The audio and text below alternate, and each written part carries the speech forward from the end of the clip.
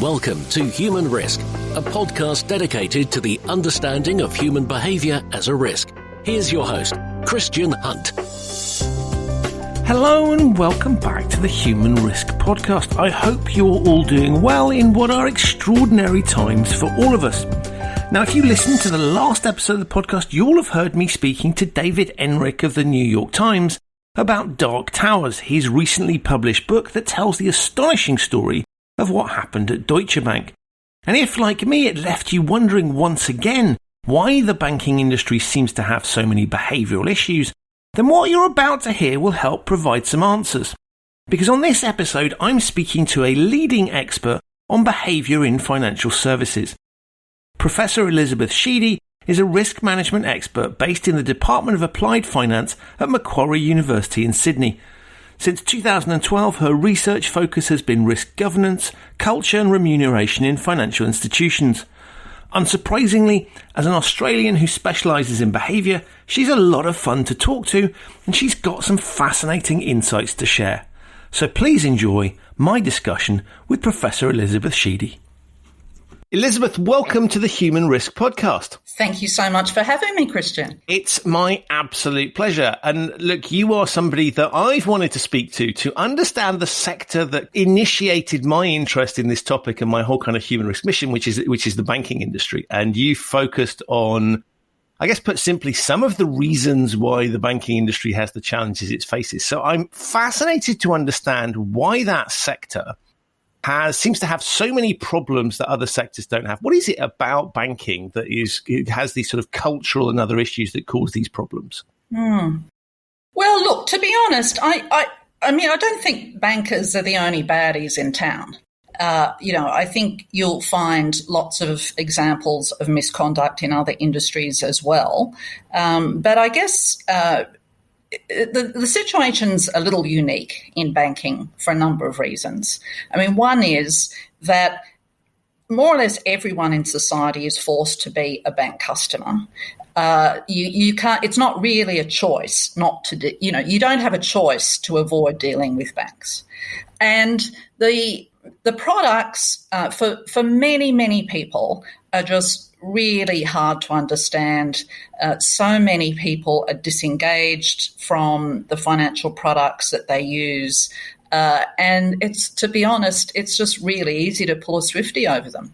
So, I think that's part of the problem that, sometimes I wonder just how, banking customers are ridiculously sticky. And, I sometimes wonder how badly do you have to treat people before they'll actually move on. And I think, so, part of the problem here in Australia is because the banking structure is quite oligopolistic. And so most people will say, well, what's the point of changing banks? Because if I move on, it's just going to be another one that's exactly the same. And I'll have gone through all the hassle and transaction costs of switching for no real benefit. So these are some of the problems that we see. Another point that I would make about the Australian context is I think that there was, because we had a relatively good GFC, it created a lot of complacency and a lot of arrogance. Okay, so I think there are a lot of bankers that sort of felt, you know how there's that human tendency to think if things go well, it must be something I did, rather than just, blind luck. Right. Yeah. Personal brilliance. Right. Yeah. So, and it's always been a cult. I think it's been an environment where self-interest has sort of been encouraged. It's that kind of greed is good mentality. So often, there can be that sense that it's tacitly approved of to exploit external stakeholders if it's going to boost profits. And so I think that's created a rather dangerous environment where misconduct towards customers has really thrived. So that's perhaps a uniquely Australian perspective, but I'm sure there's some elements of that are true more broadly. No, I definitely recognise that. I mean, there's something very interesting actually in the phrase GFC, which is a very Australian phrase, and I think that reveals something interesting in what you said, because global financial crisis equals not us, right? It was happening everywhere. I think that's a really interesting label that allows people to sort of point to a difference between what's happening domestically and elsewhere, and I think that's a sort of interesting manifestation of what you were talking about. And I loved your comments on customers, because as you were talking, I was reflecting on my own behaviour and sort of thinking, well, actually, it's weird, right? Because if I went to a restaurant that poisoned me, I would not go back there. And yet what we do is we hang around with these banks. And I think there's something in the societal fabric around, the UK, for example, you are asked for all sorts of strange reasons, how long have you been with your bank is a question that you're asked. And there is seemingly some sort of negative thing to having recently changed banks. And this applies to all sorts of processes, whether you're renting a property, they often ask you that question. And I think that doesn't help. They've weaved themselves into the fabric in a way that sort of means we're at there. And I think that probably doesn't help the customer behavior piece. But that's sort of fascinating insights. But this stuff has now been seen in the public domain. So there's no secret about what's going on at the banks. And yet we still keep seeing stories of bad behavior and legacy practices that play into the dynamics you've encouraged. Why hasn't it changed? Why hasn't it sort of picked up with the times? Why hasn't that transparency forced as much change as you might expect? Yeah, so I don't know how much you've been following along the Royal Commission that we had here in Australia, Christian, in 2018. Huge thing, just for my listeners. It might be worth if you just give us a quick sort of 20-second summary for them, but I'm fully aware of it because I think it's a really interesting study of what's going on. Yeah. So we had there was a from probably from about 2015 onwards, there was a whole series of conduct scandals involving financial institutions that came to light, and after a lot of debate, the government eventually agreed to hold a Royal Commission into financial services misconduct. A Royal Commission is essentially an inquiry with very far-reaching powers to collect evidence. It's run by a retired judge, and we were very lucky. We had an excellent retired judge, Kenneth Hayne, who did a superb job. And so over 2018, when the Royal Commission was running, we just saw case study after case study, where people came in, and it was almost like you'd see these senior people coming in, and they start out quite cocky and confident, and by the time he's finished with them and counsel assisting have finished with them, they are, they're changed people. It's almost like the scales fall from their eyes. For the first time, it starts to dawn on them exactly what they've done. So it's just like they just haven't seen it that way before. To give you, there's one example that I think is quite interesting. It involves the Commonwealth Bank, and the particular case study involved mis-selling of credit card insurance to vulnerable customers. And I know you've had similar things in the UK.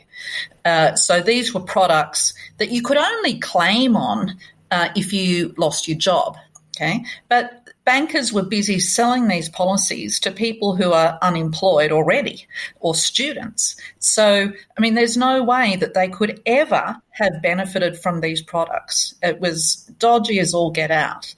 Now, Matt Coman, who's actually now the CEO of the Commonwealth Bank, but at the time he was leading that part of the retail bank. So he was questioned in the Royal Commission about this practice.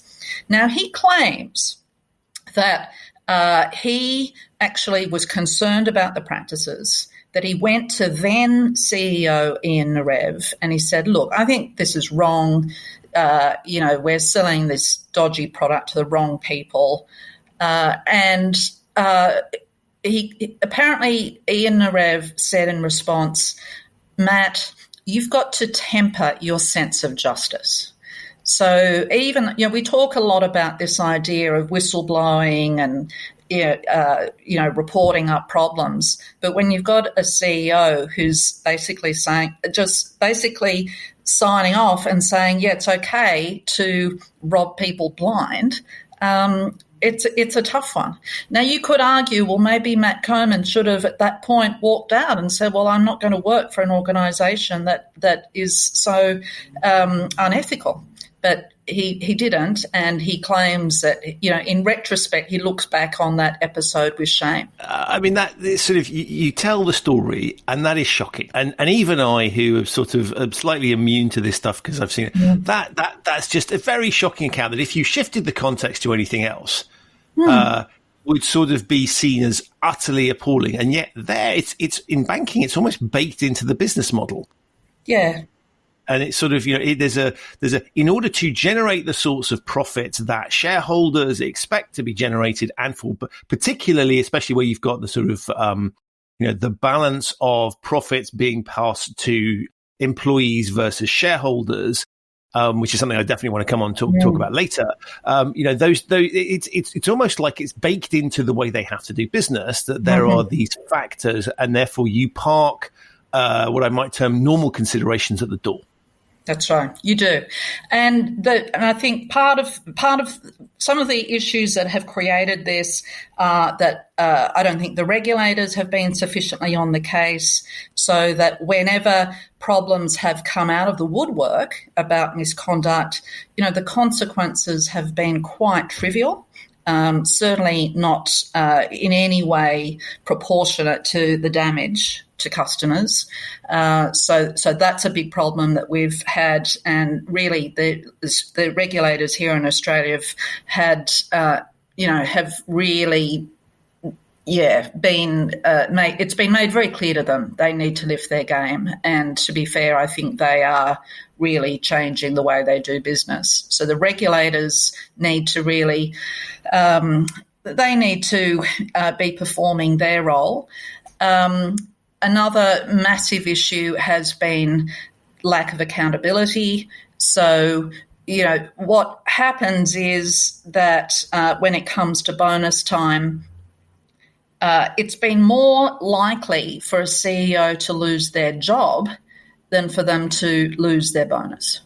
Okay, so it has been the case for too long that it almost didn't matter how bad the scandals were, you still got your bonus. Well, what is that? How can that be? How can it be that this is supposed to be variable remuneration, and clearly it's not having that role? So we need to have massive changes in making sure that there's genuine accountability in the way these bonus schemes are managed. And that's another big change that we're starting to see here in Australia. So we're entering into a phase now where there will be significant change. And I would say that the industry has, I am seeing a lot of positive signs. Now, I wouldn't say that I'm sanguine by any means. I still, we absolutely can't be complacent. But there's lots of positive signs of change that do give me some hope. And accountability is one thing that gives me hope. But it's interesting that has been forced on the industry. Right. You couldn't argue that this was a sort of intrinsic move, because clearly if there hadn't been external pressure, the business as usual would have continued, and possibly even as we can sort of see, the technology allows you to do all sorts of things you couldn't do before, whether that's targeting customers in different ways or producing new products or adding complexity to systems. So we can sort of see it would have got worse had there not been this external intervention. Oh, absolutely. And it has always been the case that the industry, what I've observed, it's been dragged kicking and screaming. It's never been on the front foot. And what I find fascinating about that is, and this isn't just a banking thing, but I think it's particularly prevalent, is if you look at the statements that these organizations have made, both internally to their staff about what's important, but also externally to their customers, they're saying the right things. So we've got a lot of high-minded purpose, and many of them hark back to an era where possibly these values and things did matter. You know, there's a lot of talk about we've been around for a long time, the legacy, or the sorts of, and you look at the advertisements they run about supporting local businesses and helping people buy their house, selling dreams, if you like, and selling. And yet the behavior is completely at odds with those stated pieces. And I find that absolutely fascinating, that you can sort of, you know what you ought to be saying and doing, and yet your behavior is entirely the opposite. Yeah. So it's, you know, we see lots of whitewashing, don't we? Where, you know, so we see a lot of platitudes, and, you know, the espoused culture sounds wonderful. Right. And in many cases, when you look at the policies that are on paper, they all look terrific. You know, you would say, yes, you know, this looks like a really good setup. But the trouble is more in the implementation. So the enacted culture versus the espoused culture is what is. This is something that is very interesting to me, and a lot of our research on culture has been really attempting to focus in on what's enacted, rather than, let's not be fooled by what's on the website. Right. Yeah, no, I mean, I've had plenty of experiences, both, you know, particularly as a regulator, you go in and you sort of, literally things are chiseled into the walls of some of their buildings. And then you have people that stand in front of them that demonstrate precisely the opposite in terms of the message they send to the troops. I find that sort of, that combination fascinating. And one of the things that you've picked up in your research is this idea that hiring is clearly important, but it can't be the case that every single person that's hired into the banking industry is evil when they walk in through the door. There's something that, and therefore you focus very much around saying that the culture of these organizations need to change. It's not just about hiring the right people. You need to make sure the environment is appropriate, and therefore that's the piece that needs to change as much as the let's make sure we don't hire wrong uns. Yeah, well, I think that it's kind of unrealistic to expect that if you bring in, you know, a few more people, particularly at lower levels, that's going to change anything much. In fact, rather the reverse. It's more likely that the culture will change them. Okay, so that's the enormous power of culture, that you know, we humans want to fit in. Okay, and so if we go into an environment and we see everyone behaving a certain way, the very human tendency is to join in. Okay, it's very difficult to stand up against it. It takes enormous character to do that. So yes, to me it seems, it seems unlikely that would happen. Although having said that, I think sometimes new hires can play a useful role as part of a cultural change program. Particularly if you're making some big changes at the senior levels, that's where, you know, you can start to influence, because, you know, as new senior people come in and start setting different behavioural expectations, then it might be useful to bring in more of people who fit those new expectations and therefore become the new followers of those new leaders that are needed. But yeah, it's, you know, we talk, I think psychologists tend to talk a lot about these ideas of, you know, the whole selection process is an important cultural construct. Okay, so you think about who is attracted to work for an organisation. So people will tend to be attracted to apply for roles in organisations where the values seem to be convergent with their own. And what happens if you join an organisation where you don't fit in, it typically doesn't last for very long. Okay, so either you conform to them or you leave. That's typically how it plays out. As you were talking, I'm always struck by the sort of analogy of soil, right? Which is if you have toxic soil and you can keep replanting as many flowers or plants as you like, they are all going to die, right? Yeah, that's a great analogy. So I think the environment, so you have to change the soil. If you're planting into earth that's not going to be fertile, then nothing's going to grow in the right way. And I think that as you were talking, that really resonated with me. And of course, one of the things that we've seen happening quite a lot is firms embracing, I think in many cases to tick a box, but let's give them the benefit of the doubt to sort of to say they understand the rationale here, embracing diversity and trying to hire fresh people in to kind of deal with that dynamic that you've talked about, and of course to make sure that they are seen to be ticking the box. And so one of the challenges of banking is, of course, that if I look back to the 2008 crisis, if I looked around the boardrooms, there would just be slightly older versions of me sitting around the table. And so one of the things you do is you say, well, we need to deal with the male-female ratio. And you did some interesting piece looking at what you called Lehman sisters, which was to say, well, would Lehman Brothers have happened if it had been women in charge of it? And I was fascinated to read because my gut instinct was, and it's a very lazy narrative, was to say, absolutely, that would have made all of the difference. But you sort of seem to reach a slightly different conclusion, which I just wanted to pick up. Yeah, so what we discovered is, and it's consistent with work that's been done by Renee Adams. The thing is, so Renee Adams, she's now at Oxford, actually. You must look her up. She's done some great work in this area. So what happens is when you look at the females who end up in director positions, they are not typical females at all. Okay, so I mean, if you look at the population as a whole, there are certain generalizations that you can make about males versus females. I mean, one is that on average, females are more risk averse. Okay, that is true in the general population.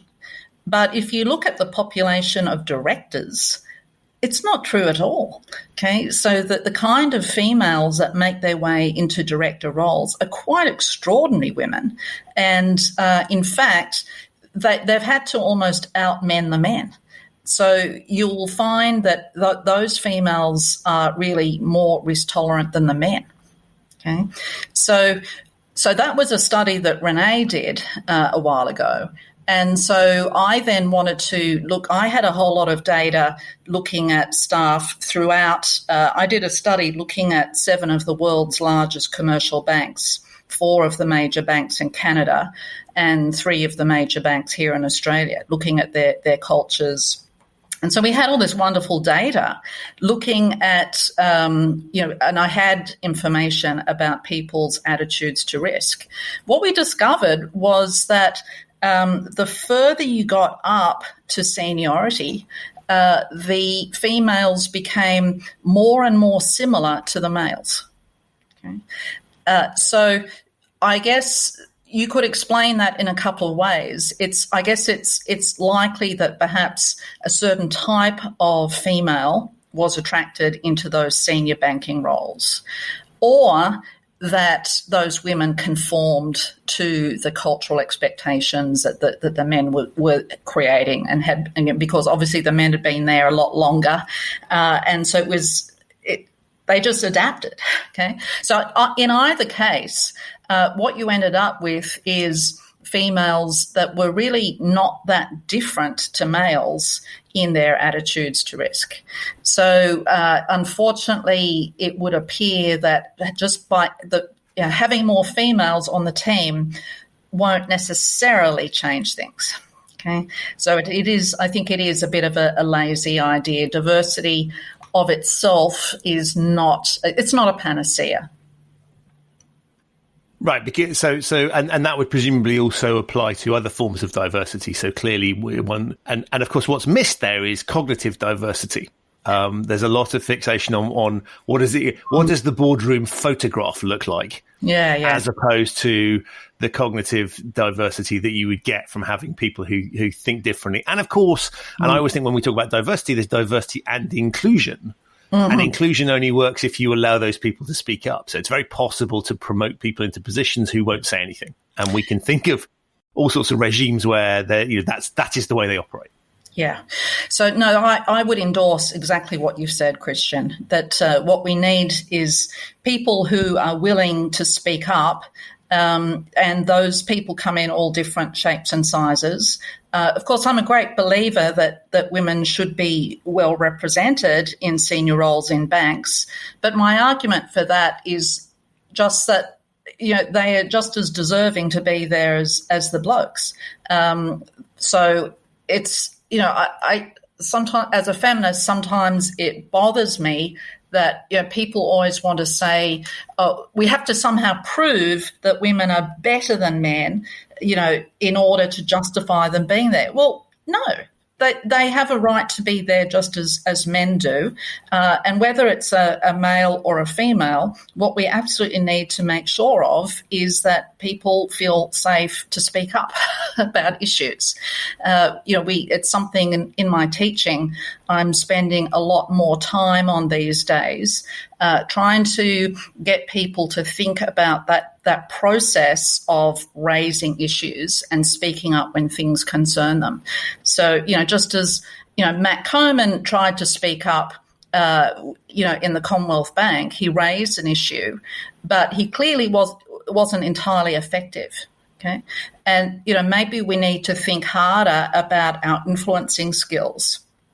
Whether you're a man or a woman, it's really important that you have the skill to be able to bring out issues and discuss them in a constructive fashion and hopefully influence people to think about things a little differently. I mean it's interesting as an industry because it spends literally billions on risk management, compliance, and other processes that are sort of loosely defined, designed to deal with some of these things, right? So to make sure that nothing goes wrong. Mm-hmm.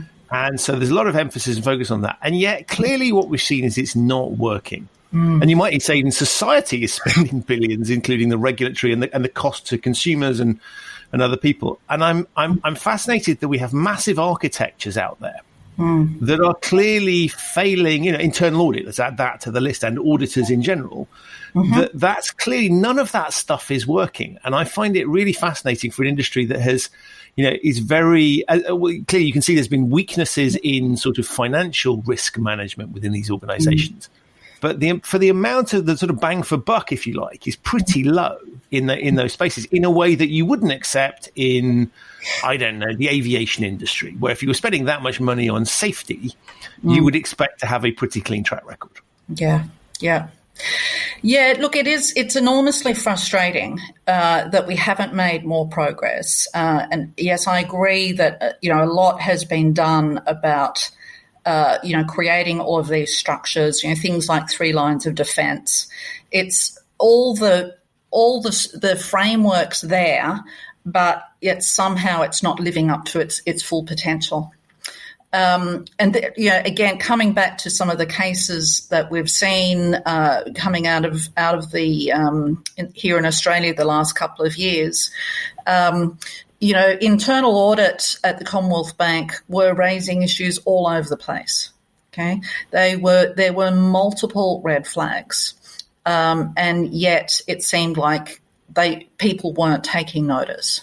Okay, so I've got big question marks in my mind about for particularly for line 2 and line 3. Can I use that terminology for this? I think we just explain it to listeners that don't know, but many of them will.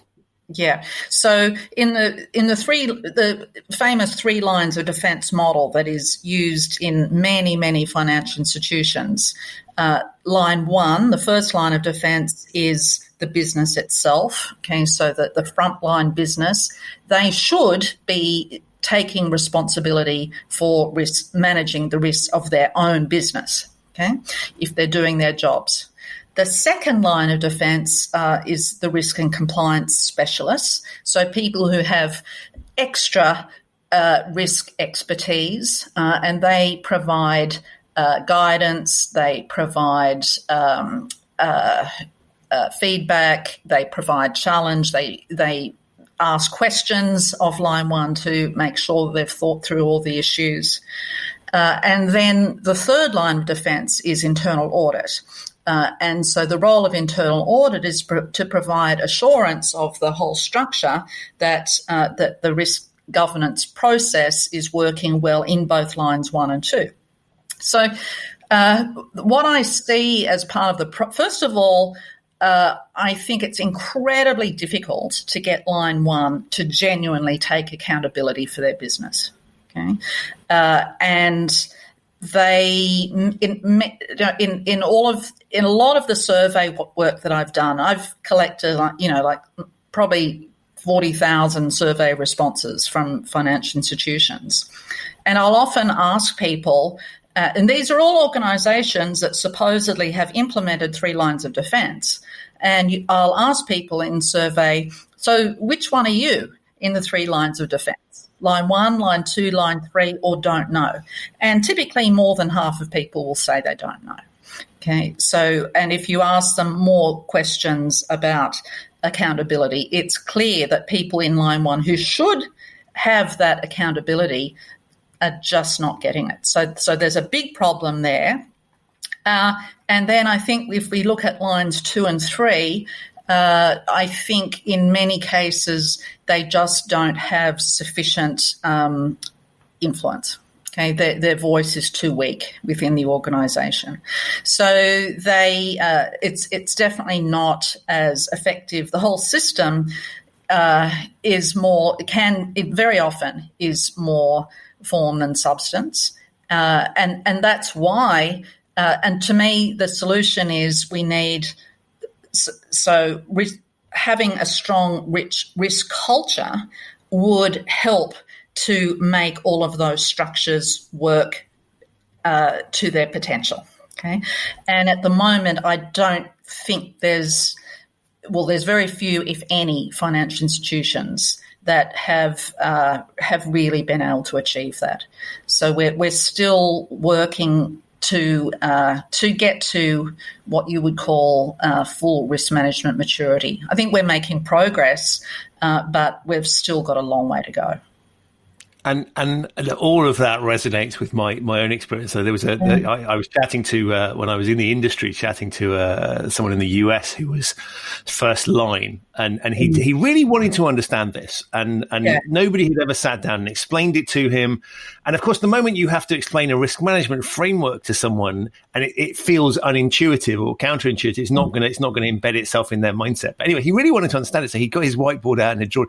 He said, "So this is first, second, third line of defense." And his question to me was quite simple, which is, where is the offense?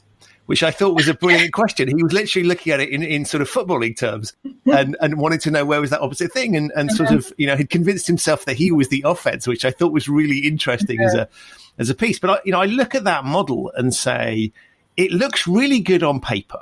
Yeah. And would sort of pass muster in a theoretical exam or in a textbook. Mm-hmm. But actually, in the realities of it, I think are really interesting because it promotes, for example, a diffusion of responsibility.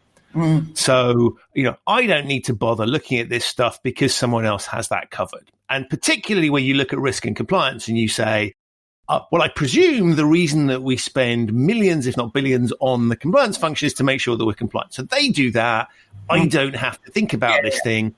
And then in an environment where a lot of noise is made about controls, you can kind of make a presumption and say, well, I will just keep doing what I'm doing because if I wasn't allowed to, they would somehow stop me. Mm-hmm. And so I think what we have here is something that looks great in theory, but it falls over at the first practical hurdle, which is it's not explained to people. And even if it was, they don't understand it. And as you say, back to the environment doesn't promote the right sort of pieces that would allow that theoretical structure to flourish. That's right. In the research that we've done on risk culture, it's a 4-factor model. And the one factor that time and time again comes up as being super important is what we call avoidance. Okay, so it's this idea. It's a perception among staff that risk issues are downplayed, excused, ignored. Okay, let me just flesh that out for you a little bit more. So some of the things, if you had a culture with a lot of avoidance, what you might see is, the risk compliance internal audit budgets would be always under pressure. There'd be, lack of investment in good people and their professional development. There'd be a sense of complacency, a lot of risk issues that are unresolved for lengthy periods of time. You would see, there'd be a perception that top performers can get away with murder, perception that managers and leaders don't want to hear bad news, so therefore raising issues is a waste of effort. So all of those kind of behavioural flags, those things sort of indicative that there's a malaise, okay, that the risk governance system really isn't working. As I say, it's on paper, it's espoused, but it's not really enacted. And so, I think there's lots of signs that we can see, but one thing that bothers me is that despite all of these signs that are there, the way people measure risk culture in financial institutions is actually, it's a con, to be honest. A lot of the risk culture assessments that are performed, I believe, are, creating a very rosy picture and hiding the truth. Okay, so I think what one of the, not an entire solution, but part of the solution here is to make sure that we're doing real assessments of risk culture that show what is actually going on, not some, rosy, basically something that's completely misleading and presenting a picture to the world that is really untrue. So go on. Yeah. So, there's a whole bunch of one of my particular bugbears is that, you've got a lot of consulting firms that run these risk culture assessments, okay? And if you think about it, unfortunately, one of the problems with the consulting model is that many consultants are quite conflicted, because if they report that they're seeing bad stuff, often the senior leaders, they just don't want to hear that message, and they would prefer to employ consultants that tell them what they want to hear. So that's one of the problems that I see. Another problem I see is that sometimes the survey method, people use shonky survey methods. Survey methods can be effective if they're done properly, but too often they're not. So let me give you an example. We see staff, organisations running a staff engagement survey, and they'll throw a few homegrown risk culture questions into that. Now, what you've got to realise, in most organisations, staff engagement is now a KPI. Okay, this is something that drives the bonuses of senior executives. So senior executives find ways of boosting those engagement scores. There was a famous story at one of the banks here locally. The word just went round to all the staff, rate 5 to stay alive. Everyone knew what they had to do. When there's a snazzy little rhyme that it's like it's really taken hold, right? Everyone understands that that's the game. So, of course, if that's where your risk culture information is coming from, well, it's nonsense. So you can have a situation where the leaders are deluded into thinking that their risk culture is fine, everything's hunky-dory, when it's nothing could be further from the truth. And the bit I find amazing is we all know intuitively, and I was thinking of, there's a story of the Emperor's New Clothes, which for listeners that haven't heard, that is basically the idea that there's a king an emperor rather, who has sold this idea that he's got these invisible clothes that he's wearing, and in fact he's been conned, but nobody's prepared to point that out to him until a small child points out. And we know that fairy tale that's out there, and that teaches us a valuable lesson. But we see it in, there are elections where certain leaders get sort of 99 point whatever % of the vote. And we know that's nonsense. And yet we see a similar dynamic within organizations where they trumpet, the survey. And as you say, I've always found it interesting when they sort of say, we had 80% of people completed the survey. Mm. Well, is that 80% of people voluntarily completing the survey? Or is it actually they've completed it under duress? And we all know what happens when we complete surveys under duress, because we've all done it in other contexts where, I don't know, I'll put my hand up here. I'm offered something for free, probably as simple as a pen, and I'll just take, I need to get through this damn survey to get to my prize or whatever it is. And so I will just tick the box that gets me there as quick as possible. So I'll go for the highest option, the middle option, whatever. It's rubbish data. Yeah. And I think that doesn't just permeate staff surveys, but it also permeates things like risk registers, where in the same way that you want high employee engagement, show me a dashboard where everything is green so that I know everything's okay. And so the game becomes, let's calibrate, let's not include anything that might shove us into amber, which looks like it's almost red, and red is an absolute no-no. Whereas from a risk management perspective, you've got to accept the fact that there's going to be stuff going wrong in your organization, and you ought to know about it, you ought to be questioning that piece. But instead what happens is we build processes around it where green is good, red is awful, and so everybody in a North Korean style reports in green if they possibly can, to avoid that. And so I think it's all part of the same thing, which is there's an architecture there, as you say, that's designed to give the illusion of control rather than actually deal with the realities. And this kind of leads into another one of my bugbears, Christian, which is the balanced scorecard for remuneration.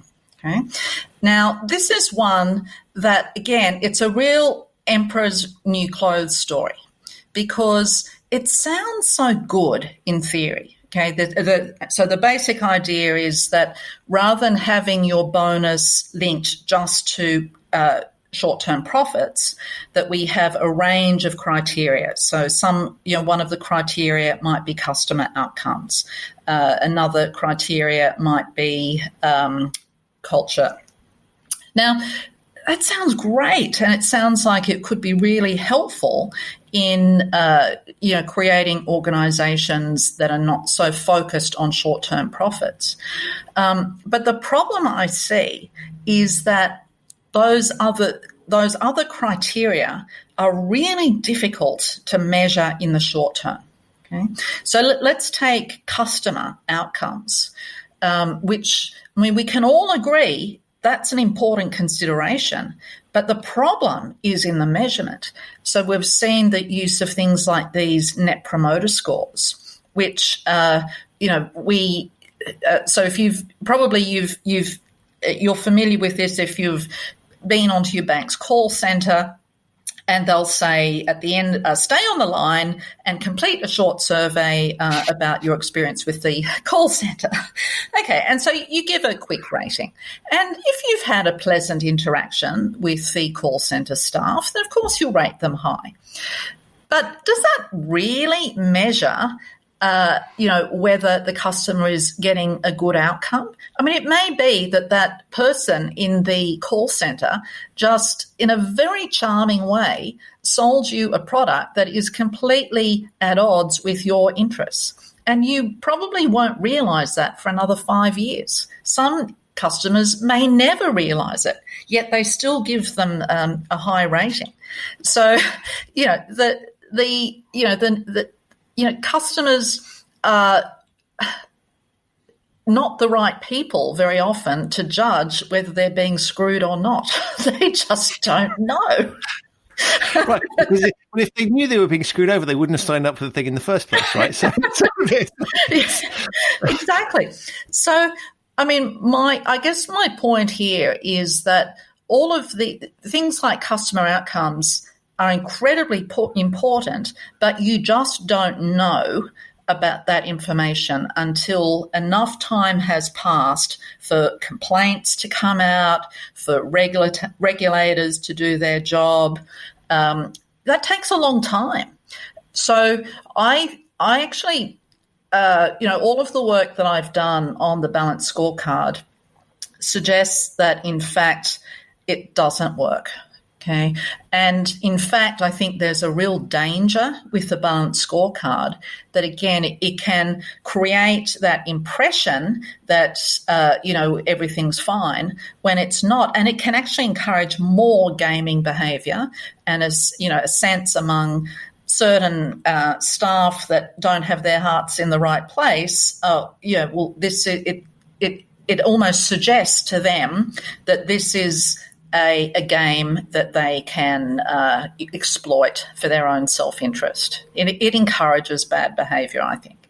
I think the only solution to REM is you have to have deferrals. Okay, deferrals to me are the only thing that make a difference. You have to, in other words, what we have to do is set aside those bonuses for a number of years, say, well, let's just see. It appears that you've generated a whole lot of profits, and that's excellent. But let's just wait and see if those are truly, profits that have been earned in the right way. And if it turns out in the years before the bonus vests, if it turns out that, in fact, you achieve this by crooked means, then the company has the right to claw back. So we're starting to play around with this idea in the lab. We're running some experimental studies, and we're actually getting some very exciting results, whereas our lab results for balanced scorecard were really quite disappointing. And look, on that topic of remuneration, I do want to explore that. But let me put a sort of even more radical proposition than restructuring the way the remuneration is paid. To say, I think one of the challenges that the industry faces is the overall levels of compensation that are wholly disproportionate to the value that's added in the process, that are way out of kilter with other value creators in pretty much every other sector. And therefore, the primary driver of behavior in financial services is money. And therefore, that plays into who you hire, that plays into the behaviors in the organization. And my view is until those normalize back to a level that is commensurate with the proposition and the value add, you're still going to have all of these problems. Is that a fair view, or am I being overly harsh? Look, I mean, it's. I think there's probably, something in what you say. It does bother me that people have been attracted into the financial services industry for the wrong reasons. Okay, and money has obviously been a big issue for many people.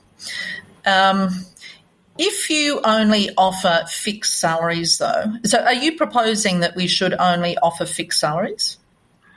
Well, interesting question. I was looking at overall quantum of remuneration seems to me to be out of line with any metric you want to pick. And particularly as we see what's going on in the crisis now, right? Who is adding value in society? Health workers, the people that are typically paid at the opposite end of the spectrum are the ones that we've had this term in the UK, critical workers, right? I think that's a general globally understood term, right? Bankers aren't generally included on that list, and yet they're paid huge amounts to sort of, to do what they do. So my start point is I look at overall levels.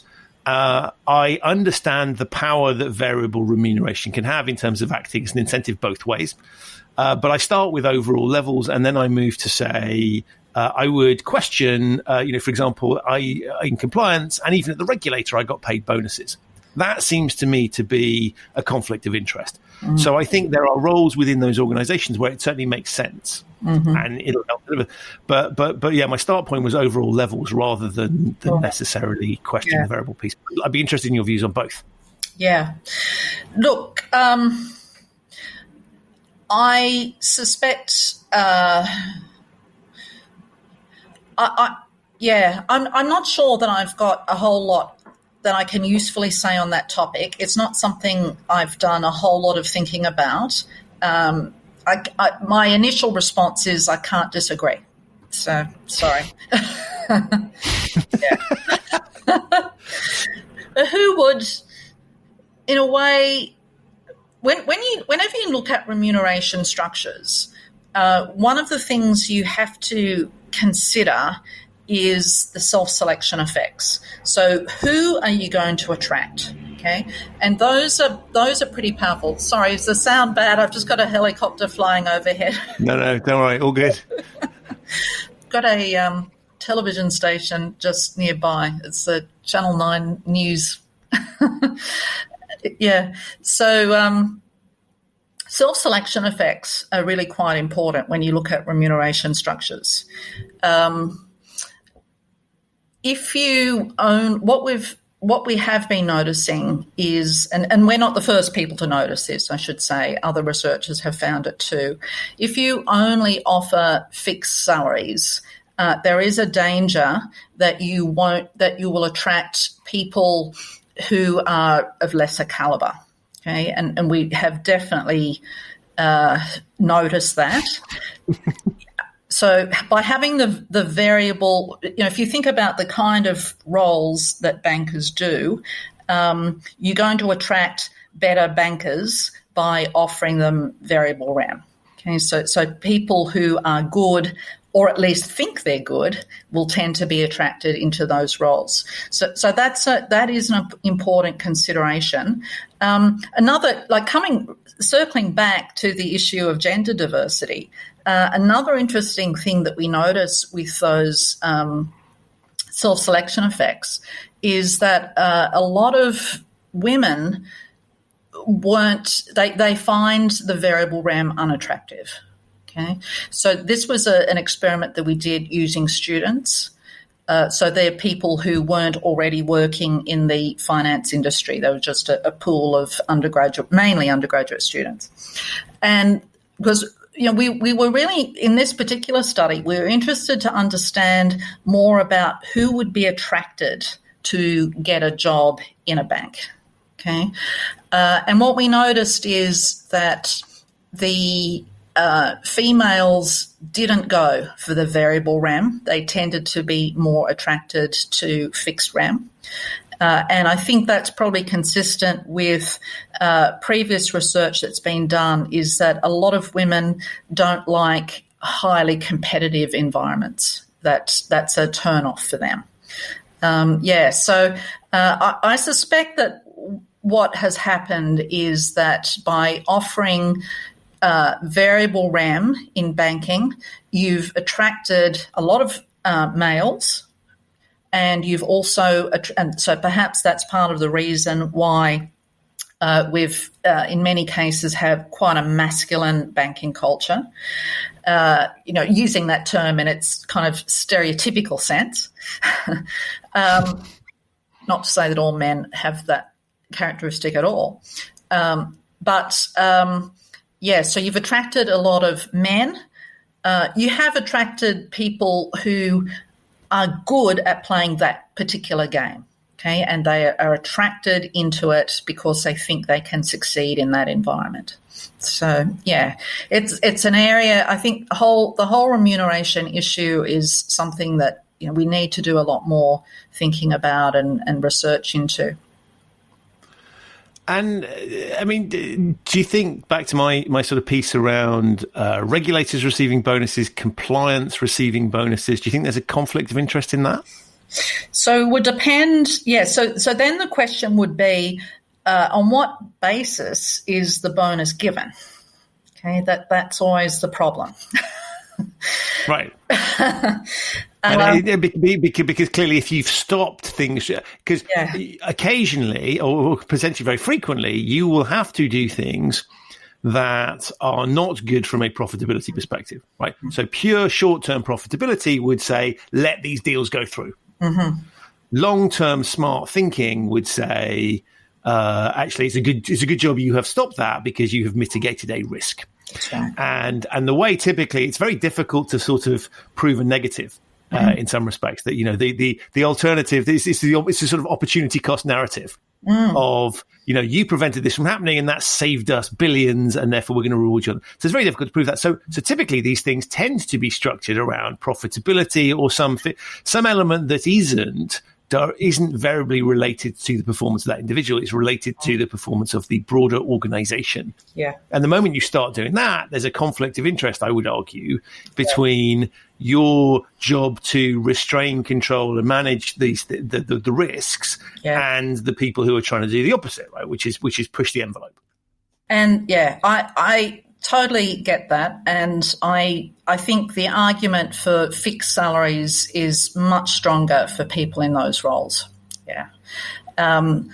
If you think about people in risk, compliance, audit roles, I think what we definitely need to make sure that their remuneration is not explicitly linked to the business outcomes. It has to be, and we need to have a lot of protections built in. So a good risk and compliance person could quickly become quite unpopular with the business. So we need to make sure that such people are not getting moved on inappropriately, and we need to make sure that their efforts can be appreciated, that their jobs can be retained, and hopefully, if they can be given bonuses for the right reasons, in other words, they're being good risk compliance people, that's possibly okay. But it's very hard to implement because you can't really be sure whether someone's been a good risk and compliance person until quite a long period of time has elapsed. So it's perhaps another case for deferrals. Right. Yeah. And there's something interesting about all this stuff that ties back to the comments we were having around being able to speak up. Because if you look at deferrals or you look at even just heavily weighted towards bonus, you become encumbered. And so your ability to speak up is fettered hugely by the fact that you might lose it. And you can sort of see this in terms of deferred bonuses where people say, well, I couldn't speak up because my ability to pay off my mortgage in X years' time is predicated on me not making a fuss and I need to play nicely. And you could see the same thing in a sort of compliance, well, as you say, with I don't want to, I need to allow certain things to happen, otherwise my bonus is going to get hit if we don't. So there's a whole load of things here that sort of play into the opposite to what we're looking for to solve the cultural problem. Yeah, and so I think we've come up with plenty of good explanations for the question of why hasn't risk governance succeeded yet. It's actually we've kind of solved that one.